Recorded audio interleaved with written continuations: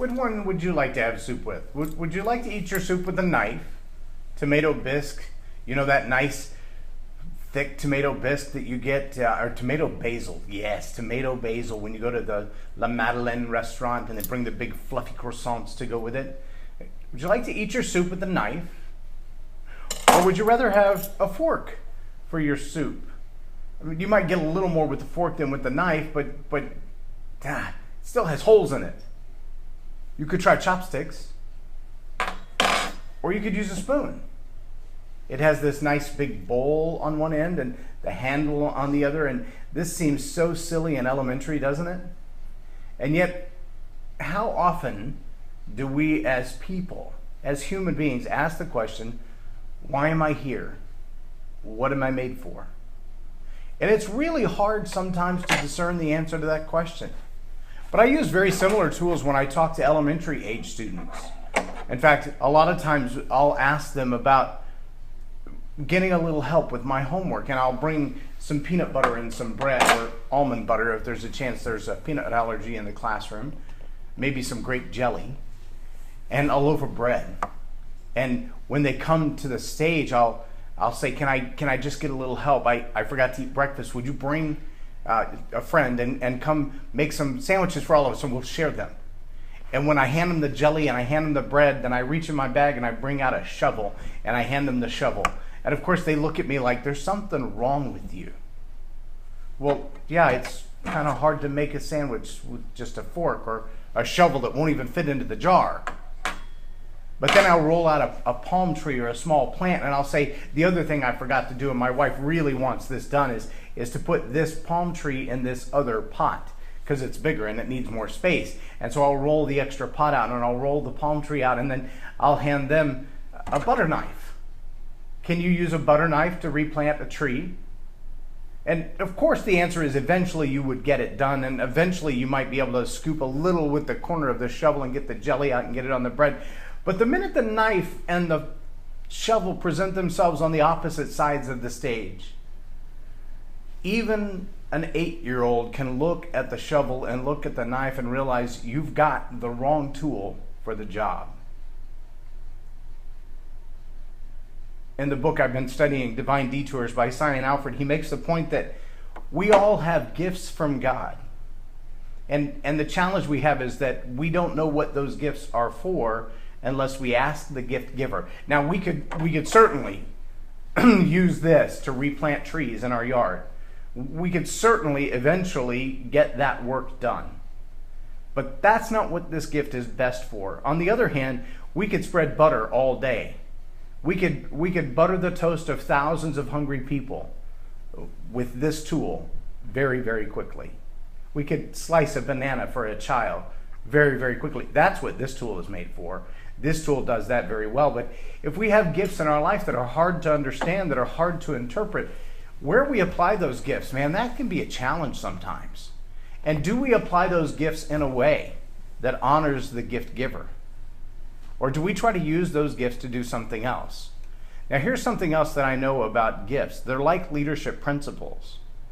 Gifts are neutral. If someone were to say, well, which of the three is more evil?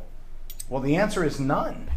How do I know? Because if I lay them there on the table, I could put a camera on them and watch them for months, and they will lay there on the table. None of these tools, much like the gifts in your life, none of these tools will do a thing on their own. But this spoon is always a spoon.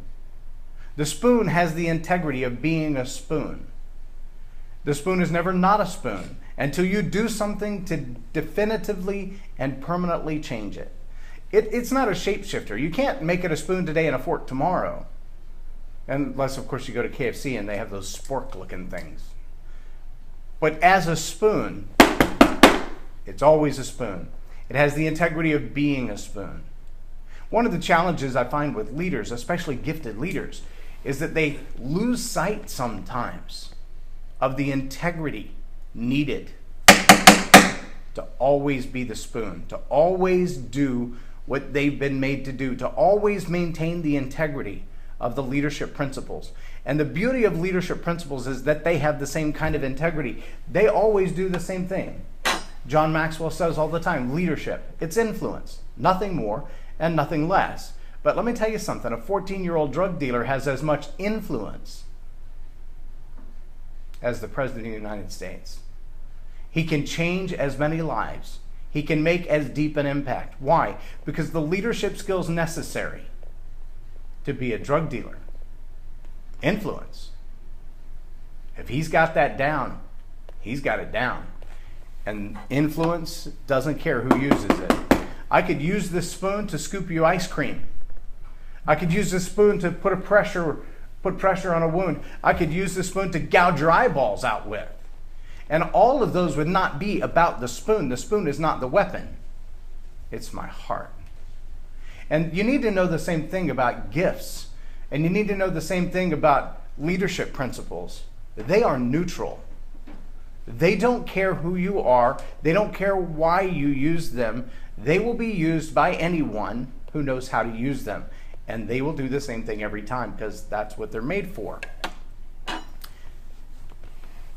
But there's another thing that science says in the book that really struck me, and that was that God didn't give us gifts or leadership principles in a vacuum. In fact, he gave them knowing that this fork is best for stabbing veggies. If you want to pick up some corn and some broccoli, stab that little sucker with this. Still hard to pick up with this. Little complicated with this. Made for this. Stabbing your veggies, scooping up a salad, not so well with this, but easy with this, right? The maker of the fork, the maker of the spoon, the maker of the knife, when they made them, they knew there was a need. When the maker made the mouse that goes on your computer, whether it's the touchpad on your laptop or the handheld mouse that you use on your desk, we know that originally the mouse was supposed to do everything that the hand interaction of the computer was supposed to be. But now we have a company called Wacom that makes a pen where a graphic artist can actually draw illustrations. And they're digitized instantly and on the screen, and they look like a painting, or they look like a drawing. Or we have special devices made for CAD, for computer-aided drafting, where when they draw a measurement, the system is already doing the calculations and changes it to a blueprint with measurements and dynamics and all of these things. And those are powerful tools, but understand they didn't happen by accident, and the maker knew what they needed to be done when they made them. The maker created that thing for a very specific purpose, and that thing will fulfill that purpose. Now, again, I could use the spoon to eat my soup or eat ice cream or scoop ice cream for you, or I could use it to gouge your eyes out with. But the spoon will eventually fulfill its purpose because that's what it was made for. And you too will eventually fulfill your purpose. The question is, will you use those gifts for something other than God's economy? God knew there was a need for someone in the world for you to encounter them today.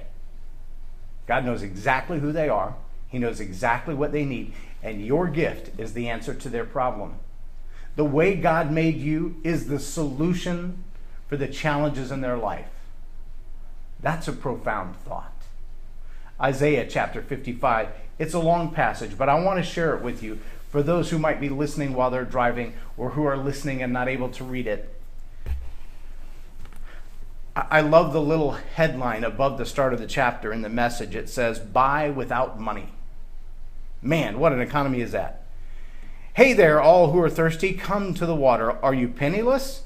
Come anyway, buy and eat. Come, buy your drinks, buy wine and milk, buy without money. Everything is free. Why do you spend your money on junk food, your hard-earned cash on cotton candy? Listen to me. Listen well.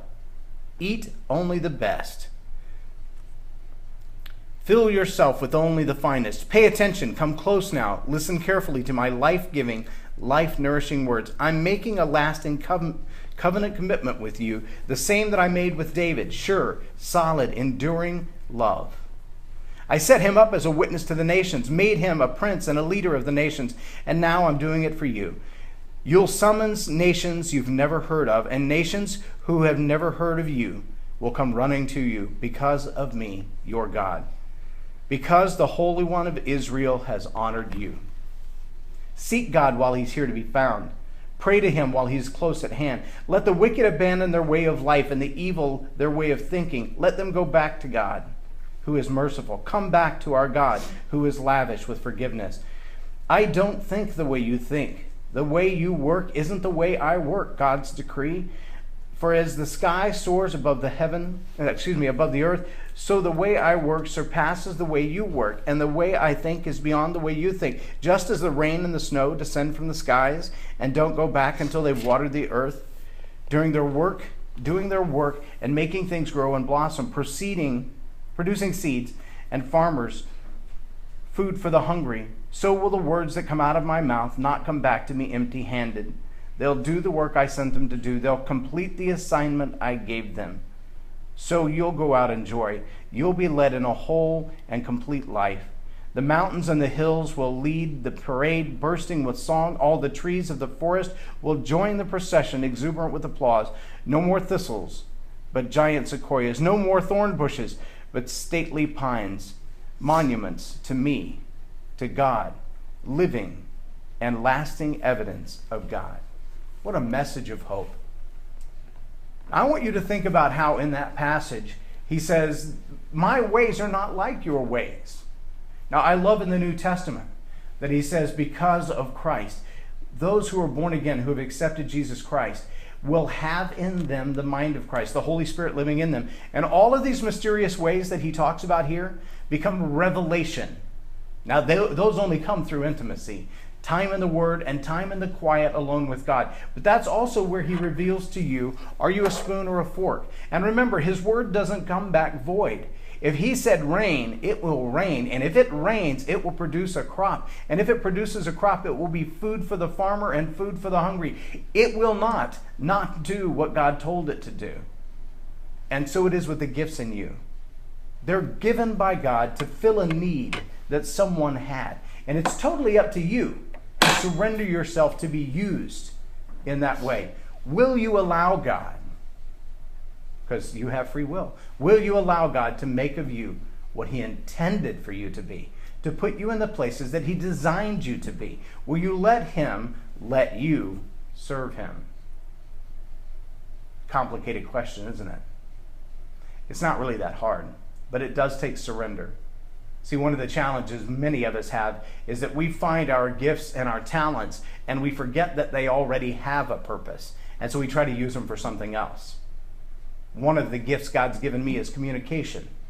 And I don't do it like everybody else, and I don't always play by the rules, but I do seem to be effective in that. And a lot of it's just because God's behind it, not anything that I've done. But I've used that gift in sales and in marketing. I've, even in the past, used it in bad ways of manipulating people. But as God is opening doors for me, the countries you've never heard of will come to you. I got a Facebook message the other day because of this very program. A gentleman said, we would like to get your content and put it on our local television station in Pakistan. Wow. Another one said, could we get copies of your programs to air in Nigeria? By next spring, we'll be over the entire continent of Africa. I didn't do that. I can't do that. But God said, my word will go forward and it will produce fruit. And when I make it rain, I make it rain, I make it rain, I make it rain. When I make it rain, the seeds will produce a harvest. The farmers will have food and the hungry will have food. Because what God says happens. Are you allowing God to speak into your life? Are you allowing him to tell you what those gifts are for, what the purpose of your life is? Whose problem did you come to solve? For whom are you the answer? I'm going to challenge you to ask that question like Matthew 7 says. Knock and keep knocking. Ask and keep asking. Seek until he tells you, until you find the purpose that God made you for. The place where your gifts are life-changing for you and for someone else, because God's word will never return void. I am J Loren Norris, and you've been watching Tell It Like It Is TV. Have a blessed day.